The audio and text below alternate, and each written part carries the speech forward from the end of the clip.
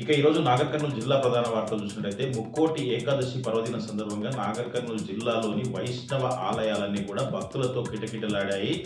నిన్నటి నుంచే వైష్ణవ ఆలయాలన్నీ కూడా జిల్లా వ్యాప్తంగా విద్యుత్ దీపాలంకరణతో దేదీప్యంగా కూడా ముస్తాబు చేసినటువంటి పరిస్థితి కనిపించింది. ఇటు కల్వకుర్తి పట్టణంలోని శ్రీ లక్ష్మీ పద్మావతి వెంకటేశ్వర స్వామి ఆలయంలో ఉత్తర ద్వార దర్శనాల కోసం భక్తులు భారీ ఎత్తున కూడా ఇక్కడ వచ్చి మొక్కులు తీర్చుకున్నటువంటి పరిస్థితి కనిపించింది. శ్రీపురంలోని గోదా రంగనాయక స్వామి ఆలయంలో కూడా భారీ సంఖ్యలో భక్తులు పాల్గొని మొక్కులు తీర్చుకున్నటువంటి పరిస్థితి కనిపించింది.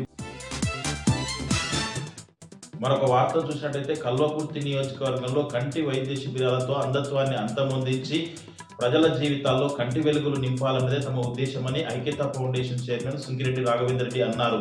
కల్వకుర్తి నియోజకవర్గంలోని మాడుగుల మండల కేంద్రంలో 10 రోజులుగా కంటి మెగా వైద్య శస్త్రచికిత్స శిబిరం ఎంతో అద్భుతంగా నిర్వహించినటువంటి పరిస్థితి కనిపించింది. ఆ శిబిరానికి ఎంతో వేలాదిగా వచ్చినటువంటి అంధత్వంతో బాధపడుతున్న వారందరికీ కూడా వైద్యం అందించడంతో పాటు శస్త్రచికిత్సలు కూడా చేసినటువంటి పరిస్థితి కనిపించింది. ముగింపు కార్యక్రమానికి ముఖ్య అతిథిగా ఐక్యతా ఫౌండేషన్ చైర్మన్ సుంకిరెడ్డి రాఘవేంద్ర రెడ్డి హాజరై ఆయన మాట్లాడుతూ ఇప్పటికే కల్వకుర్తి నియోజకవర్గంలో 4 మెగా వైద్య కంటి శిబిర శస్త్రచికిత్స శిబిరాలు ఏర్పాటు చేశామని, అందులో ఇప్పటి వరకు 22,000 మంది హాజరు కాగా 16,000 మందికి కంటి వైద్య పరీక్షలు నిర్వహించగా 13,000 మందికి ఉచిత అద్దాల పంపిణీతో పాటు 570 మందికి శస్త్రచికిత్సలు కూడా చేశామని చెప్పేసి రాబోయే రోజుల్లో మరిన్ని శిబిరాలు కూడా ఏర్పాటు చేసి అంధత్వాన్ని నివారించడమే లక్ష్యంగా పనిచేస్తామని ఐక్యతా ఫౌండేషన్ చైర్మన్ సుంకిరెడ్డి రాఘవేంద్ర రెడ్డి అన్నారు. ఈ సందర్భంగా కంటి శస్త్రచికిత్స చేసుకున్న వాళ్ళంతా కూడా వాళ్ళ కుటుంబాలతో సహా ఐక్యతా ఫౌండేషన్ చైర్మన్ సుంకిరెడ్డి రాఘవేంద్ర రెడ్డికి కృతజ్ఞతలు, ధన్యవాదాలు తెలిపినటువంటి పరిస్థితి కనిపించింది.